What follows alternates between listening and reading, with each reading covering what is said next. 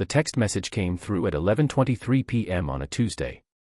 I was sitting in our home office finishing up quarterly reports for the construction firm I'd built from nothing over the past 15 years. My phone buzzed and I glanced down at the screen expecting maybe a client emergency or one of my crew checking in about tomorrow's job site. Instead, I got 4 words that would change everything. Don't call me tonight. I stared at those words, reading them 3 times to make sure I wasn't misunderstanding.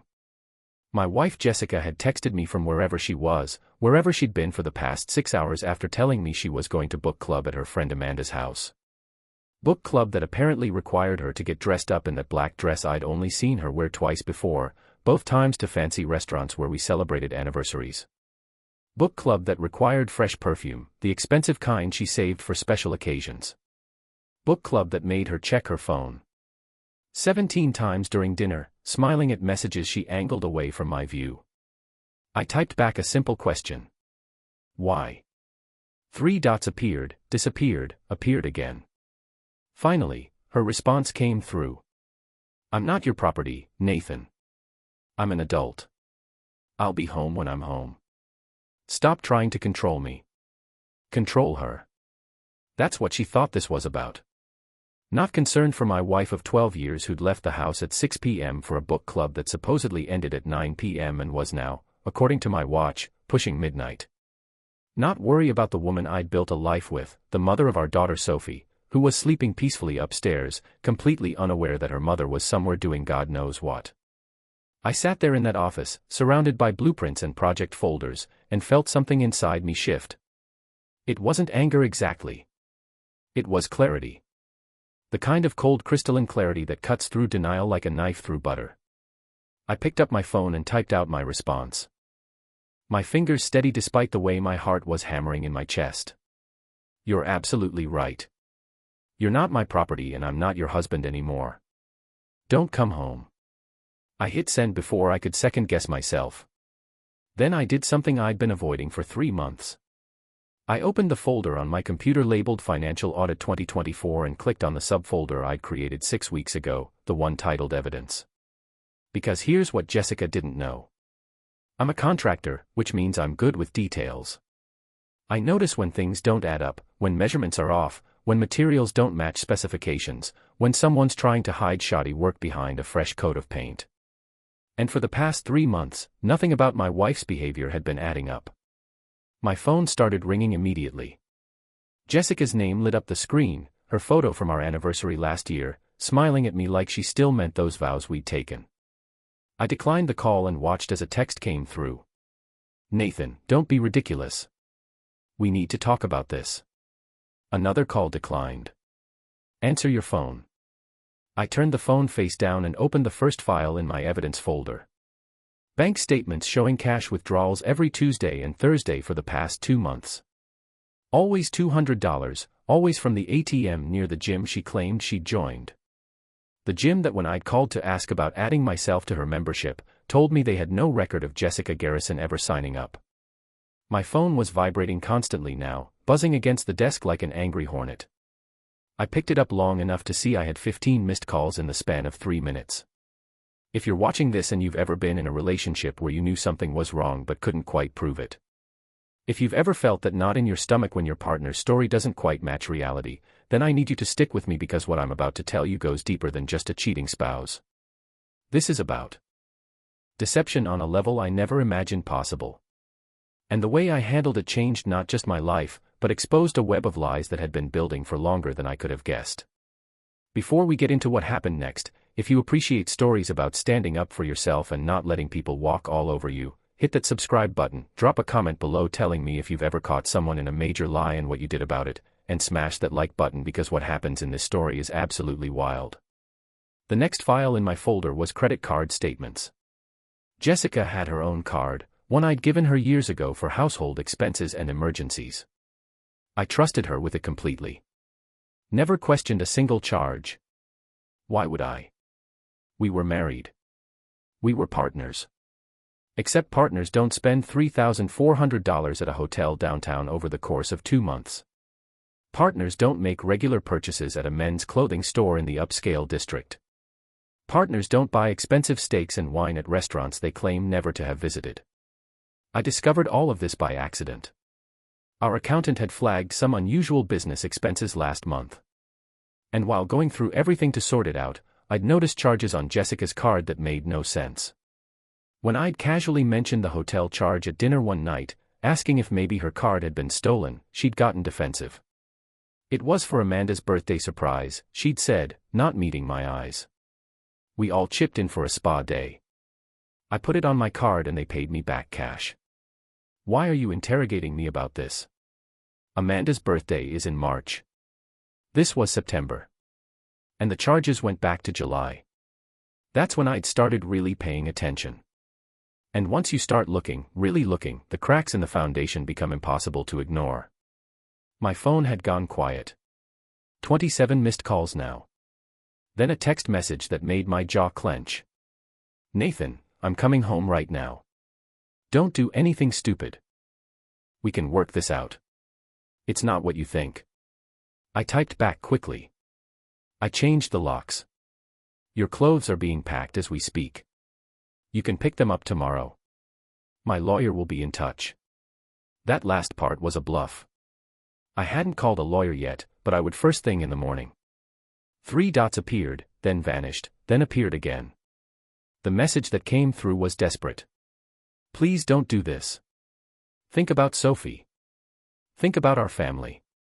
I made a mistake, but we can fix this. Just let me come home and explain. Think about Sophie, our 10-year-old daughter who worshipped her mother, who still wanted Jessica to tuck her in every night, who had no idea that the foundation of her entire world was built on lies. I was thinking about Sophie. I was thinking about what kind of example I'd be setting if I let someone treat me like a fool. If I accepted betrayal and called it love. If I taught my daughter that it was okay for people to lie to you as long as they said sorry afterward. I pulled up the next file. This one hurt the most. It was a series of screenshots from Jessica's iCloud, which I'd had access to since we first got iPhones years ago. We'd set up family sharing for photos and documents, never thinking there'd be a reason not to trust each other with that access. The messages were from a contact saved as Book Club Amanda. But Amanda, the real Amanda, had been texting Jessica from a different number. I knew because Amanda had texted me last week about picking up Sophie from soccer practice. This Book Club Amanda was someone else entirely. And the messages between them weren't about books. Can't wait to see you tonight. Same place. Wear that dress I like. Last night was incredible. You're all I think about. The messages went back 4 months. 4 months of my wife conducting an affair right under my nose, of her lying to my face every single day, of her kissing me goodbye in the morning and then texting another man the moment she thought I wasn't paying attention. But here's where it gets even worse. Because as I scrolled through those messages, building my case, preparing for the divorce I knew was inevitable, I found something that made my blood run cold. Can you believe Nathan still doesn't know? He's so focused on work he barely notices when I'm gone. This is too easy. And the response from Book Club Amanda. I told you he'd be clueless. Guys like him always are too busy building their little empires to notice when their wives need something more. Guys like him. Like this was my fault somehow. Like working 60-hour weeks to build a successful business that paid for our beautiful house, our daughter's private school, the luxury SUV Jessica drove, the vacations to Hawaii and Europe. Like all of that meant I deserved to be cheated on. My phone rang again. This time it wasn't Jessica. It was her. Mother Patricia calling from the nursing home where she'd been living since her stroke last year. I almost didn't answer, but something made me pick up. Nathan. Patricia's voice was weak but urgent. Jessica just called me crying. She said you locked her out of the house. What's going on? I took a deep breath. Patricia had always been kind to me. Had treated me like the son she'd never had. She didn't deserve to be in the middle of this. Patricia, I don't want to upset you, but Jessica hasn't been honest with either of us. She's been having an affair. I found proof tonight and I told her not to come back. I'm sorry you're finding out this way. Silence on the other end. Then quietly. How long? At least 4 months, maybe longer. More silence. Then Patricia said something that surprised me. I was afraid of this. Last month when she visited, she was different, distracted. She kept checking her phone and smiling at it like a teenager with a crush. I asked her if everything was okay with you too, and she said everything was fine, but I knew she was lying. A mother knows. I'm sorry, Patricia. I know this isn't easy to hear. Don't apologize, Nathan. You've been nothing but good to my daughter. You didn't deserve this. Her voice wavered. What are you going to do about Sophie? That was the question, wasn't it? What was I going to do about Sophie? I'm going to protect her, I said firmly. I'm going to make sure she knows she's loved, and I'm going to do everything I can to minimize the damage from this. But I won't lie to her, and I won't teach her that it's okay to accept betrayal. Patricia was quiet for a moment. You're a good man, Nathan. Better than my daughter deserves right now. If you need anything at all, you call me. I may be stuck in this bed, but I can still talk sense into people when I need to. After I hung up with Patricia, I sat in my office for a long moment, listening to the house settle around me. Upstairs, Sophie was sleeping, dreaming whatever 10-year-olds dream about. Tomorrow, her world would be different. Tomorrow I'd have to figure out how to explain to her that Mommy wouldn't be living here anymore, that our family was broken in ways I couldn't fix. My phone had stopped buzzing. I checked it and saw I had 53 missed calls from Jessica and a final text message that came through 20 minutes ago. I'm at Amanda's real house, the actual Amanda. She's telling me what a huge mistake I'm making by throwing away our marriage over one mistake. But I know it's not one mistake. I know you found everything. I just want you to know that I never meant to hurt you. It just happened. Please don't hate me. It just happened. Like she'd tripped and fallen into another man's bed repeatedly over 4 months. Like the lies, the deception, the stolen money, the secret phone calls, like all of that was just some cosmic accident that she had no control over. I didn't respond. Instead, I opened a new browser tab and searched for the best divorce attorneys in the state. I read reviews, compared rates, made a list of the top 5 candidates. Then I drafted an email explaining my situation. In brief, professional terms, and scheduled it to send at 8 a.m. to all 5 firms. By midnight, I had a plan. First thing in the morning, I'd call my brother Eric and ask him to come stay with us for a few days to help with Sophie. Eric was a family therapist, had been through his own messy divorce 5 years ago, and would know how to handle this situation better than I could alone. Then I'd sit down with Sophie before school and have the conversation no father ever wants to have. I'd keep it simple, age-appropriate, focused on the fact that Mommy and Daddy were going to live separately now, but it had nothing to do with her, and we both loved her very much. After that, I'd go to the bank and separate our finances. Jessica's name would come off everything except her own personal account, which I'd make sure had enough money in it for her to get an apartment and basic necessities. I wasn't cruel. I didn't want her homeless. I just wanted her out of my life. The evidence folder on my computer had one more file I hadn't opened yet. I'd saved it for last because I knew it would hurt the most. It was a video file recorded by the security camera I'd installed in my truck 3 months ago after someone had broken into it at a job site. The camera faced the driveway and it recorded automatically whenever it detected motion. I'd been reviewing footage randomly just to make sure the camera was working properly when I'd caught something I wasn't supposed to see. Jessica in our driveway kissing a man I'd never seen before. Not a quick peck goodbye, but a full passionate kiss that lasted nearly a minute. His hands in her hair, her body pressed against his, right there where any neighbor could see, where Sophie could have seen if she'd happened to look out her bedroom window. The timestamp on the video was from 2 weeks ago, a Tuesday afternoon, when I'd been at a job site 2 hours away, when Jessica had told me she was home all day doing laundry and meal prep. When I'd called to check in, she'd answered cheerfully, told me about the chicken she was marinating for dinner, asked how the project was going, all while this man was probably sitting in my living room, drinking my coffee, sitting on my couch, breathing my air. I watched the video 3 times, memorized the man's face, his build, the way he carried himself.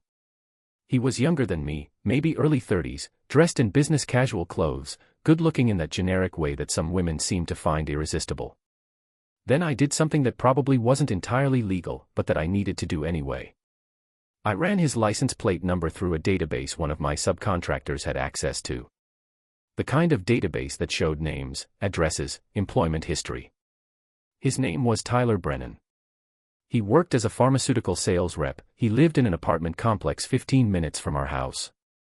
And according to his social media, which was conveniently set to public, he was single, loved fitness and travel, and had recently posted a photo at the same restaurant where Jessica's credit card showed multiple charges. The caption on that photo read, "Best date spot in the city. Amazing food and even better company." The comments were full of women asking who the lucky girl was. Tyler had responded with a winking emoji and a gentleman doesn't tell. I screenshot everything, added it to my evidence folder, sent copies to myself at 3 different email addresses just in case because I knew what was coming. I knew Jessica would try to deny everything, would try to minimize, would try to make me feel like I was overreacting or being paranoid or somehow responsible for her choices. But I had proof, undeniable, documented, time-stamped proof. And I was going to use every bit of it to make sure I came out of this divorce with everything that mattered. My daughter, my business, and my self-respect. At 1 a.m., I finally headed upstairs. I checked on Sophie, watched her sleep for a few minutes. This perfect little human who didn't deserve any of the pain that was coming. I kissed her forehead gently and promised her silently that I would do everything in my power to protect her from the worst of this. Then I went to the master bedroom, the one I'd shared with Jessica for 12 years, and started packing her belongings into suitcases. I wasn't being vindictive about it, wasn't throwing things or being careless. I folded her clothes neatly, placed her jewelry in padded boxes, wrapped her shoes in tissue paper, but I was thorough. Every item that belonged to her went into those suitcases.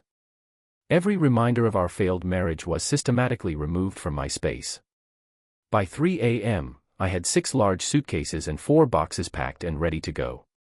I carried them all down to the garage and stacked them neatly by the door. Then I sent Jessica one final text message. "Your belongings are in the garage. You can pick them up tomorrow after 3 p.m. when Sophie is at soccer practice. Do not come to the door. Do not try to talk to me. Take your things and leave. My attorney will contact you by the end of the week." I didn't wait for a response. I turned off my phone completely, went back upstairs, and somehow managed to fall asleep in the guest room, the one that didn't smell like Jessica's perfume or carry memories of all the nights I'd held her, believing she was mine and I was hers. The next morning came too quickly. I woke up at 6 a.m. to my alarm, turned my phone back on, and immediately regretted it. 78 missed calls, 43 text messages, 3 voicemails. I didn't listen to the voicemails. I didn't read most of the texts, but I did skim through them enough to get the gist. Jessica was sorry. Jessica made a mistake. Jessica loved me. Jessica wanted to work things out. Jessica was willing to go to counseling. Jessica would do anything to fix this. Everything except take responsibility. Everything except admit that this wasn't just one mistake. It was months of deliberate choices to deceive me, to betray our vows, to risk our family for some excitement with a pharmaceutical sales rep who probably told her whatever she wanted to hear. I called Eric first. He answered on the second ring, already awake and at the gym from the sound of background noise. "Nathan, what's up, man? You never call this early. I need your help. Can you come stay with us for a few days? Sophie's going to need someone who knows how to handle this kind of thing better than I do." "Handle what kind of thing?" Eric's voice shifted from casual to concerned. "Nathan, what happened?" "Jessica's been having an affair. I found out last night and told her not to come back. I'm filing for divorce, but I need help telling Sophie and making sure she's okay through all this." Silence. Then Eric said something that made me realize how much I'd needed to hear it. "I'll be there in an hour. Don't worry, brother. We'll get through this together." By 7 a.m., Eric was sitting at my kitchen table, drinking coffee, and listening to me explain everything I'd discovered. He didn't interrupt, didn't judge, just listened with the professional calm of someone who'd helped dozens of families navigate this exact situation. When I finished, he sat down his coffee mug and looked me straight in the eye. "You did the right thing. I know it doesn't feel like it right now, and I know the next few weeks are going to be hell, but you did the right thing. Sophie needs to see that her father respects himself enough not to accept betrayal. That's a lesson that will serve her for the rest of her life. How do I tell her? I asked. How do I explain that her mother is gone without making her hate Jessica or think this is somehow her fault? Eric pulled out a notepad and started sketching out a framework for the conversation. Age-appropriate language. Focus on the facts without unnecessary details. Reassurance that she was loved and this wasn't her fault. Structure and routine to help her feel safe. We spent an hour planning it out, rehearsing what I'd say and how I'd handle the questions I knew were coming. By the time Sophie woke up at 8 a.m., I felt as ready as I could be for the hardest conversation of my life. Sophie came downstairs in her pajamas, rubbing sleep from her eyes. "Dad, Uncle Eric, what are you doing here so early?" "Come sit down, sweetie," I said, patting the chair next to me. "We need to talk about something important." Sophie's face went from confused to worried in an instant. "Where's Mom? Is she okay?" "Mom's fine," I assured her quickly.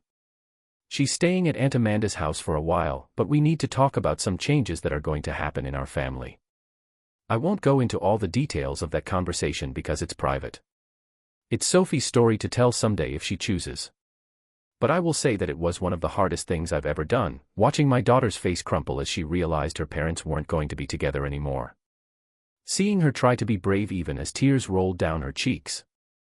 Eric was amazing with her, knowing exactly when to speak and when to just let her cry, when to offer reassurance, and when to give her space to process. By the time we finished talking, Sophie understood the basics. Mom and Dad were getting divorced. She would live primarily with me, but would see her mother regularly. None of this was her fault, and both of us loved her more than anything in the world. "Can I call Mom?" Sophie asked quietly. "Of course you can, honey. Anytime you want. Your relationship with your mother is separate from what's happening between her and me." Sophie nodded and headed back upstairs to her room with her phone. Eric and I sat in heavy silence, both of us knowing that Sophie would be processing this for years to come, that the full impact wouldn't hit her all at once, but would reveal itself in waves as she got older and understood more. My phone buzzed. A text from Jessica. "Did you tell Sophie?" "Yes. I want to talk to her. She's calling you now." 3 dots appeared, then vanished. No response. The lawyers I'd emailed started calling back around 9 a.m. I spoke with 3 of them, asked detailed questions about timeline, costs and strategy. The third one, a woman named Sarah Chen, who had a reputation for being tough but fair, felt like the right fit. "Based on what you're telling me," Sarah said, "this should be relatively straightforward. You have documentation of the affair. You're the primary breadwinner, and you have no interest in vindictive behavior. We'll push for primary custody given the circumstances, fair division of assets, and make sure your business interests are protected." "How long will this take?" I asked. "In this state, with these circumstances, probably 6 to 9 months if Jessica doesn't contest. Longer if she fights it, but most people don't fight when the evidence is this clear." I hired Sarah on the spot and sent her everything I'd compiled in my evidence folder. She reviewed it while we were still on the phone and whistled low. "Nathan, this is some of the most thorough documentation I've ever seen. You basically built my entire case for me. Where did you learn to do this?" "I'm a contractor," I said simply. "I'm good with details." By noon, the divorce papers were drafted and ready to file. Sarah was moving fast, probably sensing that I needed momentum to keep from falling apart. The petition would be filed that afternoon, and Jessica would be served within 48 hours. "One more thing," Sarah said before we hung up. "This Tyler Brennan character, do you want to pursue any action against him? In some states, you can sue for alienation of affection." "No," I said, "he's not worth my time. Jessica made the choice to betray our marriage. He was just the person she chose to do it with. Could have been anyone." "Smart. Keep that mindset. The high road is always the better path, even when it doesn't feel like it." After the call, I sat in my office and let myself feel everything I'd been holding back. The anger, the hurt, the sense of betrayal so deep it felt like a physical wound. I allowed myself 10 minutes to fall apart, to rage and cry and process the fact that the woman I'd loved for over a decade, the woman I'd built a life with, had thrown it all away for something that wasn't even real. Then I dried my eyes, straightened my shoulders, and got back to work. I had a business to run, a daughter to raise, and a life to rebuild. Jessica had made her choice. Now I was making mine. The next few days were a blur of lawyer calls, financial planning, and trying to maintain some sense of normalcy for Sophie. Eric stayed with us through it all, handling things I didn't have the bandwidth for, making sure Sophie got to school on time and had healthy meals and someone to talk to when she needed it. Jessica picked up her belongings on Thursday afternoon like I'd instructed. I watched from the office window as she loaded suitcases into her car, her movements jerky and agitated. She looked up at the house several times, probably hoping I'd come out and give her a chance to explain. I didn't. The divorce papers were served to her on Friday morning. Sarah called me to confirm delivery. She took them from the process server and immediately started crying. He said she kept saying this wasn't supposed to happen like this, that you were supposed to give her another chance. That's not my problem anymore. I said, no, it's not. She has 30 days to respond. I expect her attorney will reach out within the week to discuss settlement. But here's where the story takes a turn. I didn't see coming. Because on Saturday morning, a week after that initial text message, I got a call from an unknown number. Against my better judgment, I answered. Nathan Garrison, a man's voice said, speaking. My name is Detective Marcus Reeves with the County Sheriff's Department. I need to ask you some questions about Tyler Brennan. Are you familiar with that name? My stomach dropped. Yes. He's been having an affair with my wife. Why? Mr. Brennan was reported missing 3 days ago by his employer. His apartment was found completely cleared out, bank accounts emptied, phone disconnected. We're trying to establish a timeline of his last known contacts. When was the last time you had any interaction with him? I've never met him, I said honestly. I only know he exists because I discovered the affair. Detective, what exactly are you suggesting here? I'm not suggesting anything, Mr. Garrison. Just gathering information, but I will need to speak with you in person and your wife as well. After I hung up, I immediately called Sarah. My wife's affair partner disappeared and the police want to talk to me. What do I do? Tell the truth and nothing but the truth, Sarah said calmly. You have nothing to hide, but I'm coming with you to any police interviews. Don't talk to them without me present. The interview happened Monday morning. Detective Reeves was professional, thorough, and clearly trying to determine whether Jessica or I had anything to do with Tyler's disappearance. I showed him all my evidence, explained the timeline, proved that I'd never had any contact with Tyler beyond running his license plate. What about your wife? Reeves asked. When was her last contact with him? You'll have to ask her that. I don't know. But apparently the police already had asked her because later that day Sarah called with an update. Jessica told the police Tyler ended things with her the night you confronted her. Said he texted her that he couldn't handle the drama and was done. She hasn't heard from him since. Do they think something happened to him? I asked. They're not sure. Could be he just wanted a fresh start somewhere and cut all ties. Could be something else. Either way, you're clear. Your alibi for the relevant time frame is solid. The Tyler situation added another layer of surreal to an already insane week. But honestly, I couldn't bring myself to care what happened to him. He was Jessica's problem, not mine. What I did care about was the message I got from Patricia on Tuesday. She'd managed to convince Jessica to come visit her at the nursing home, and apparently their conversation had been enlightening. Nathan, Patricia said when she called me afterward. I need to tell you something about Jessica that I should have told you years ago. I thought I was protecting her, but I see now that I was just enabling her. What do you mean? Jessica has done this before. When she was in college, she was engaged to a boy named Christopher. Sweet kid. Treated her like a princess. She cheated on him with his roommate, broke his heart, and then told everyone it was because Christopher was emotionally unavailable. But that wasn't true. Christopher was devastated. I sat down heavily. Why didn't you tell me this before we got married? Because she swore to me she'd changed, that she'd grown up, that what happened with Christopher was a stupid mistake she'd learned from. And I wanted to believe her because she's my daughter. Patricia's voice broke. But I was wrong. She hasn't changed at all. She's still the same selfish girl who thinks she can do whatever she wants without consequences. Thank you for telling me, I said quietly. I know that couldn't have been easy. Nathan, you're a good man. You deserve better than what my daughter gave you. And Sophie deserves better, too. Whatever happens with the divorce, know that I'm on your side. I've already told Jessica that if she tries to fight you for custody or go after your business, she'll lose what little respect I have left for her. That conversation with Patricia shifted something in me.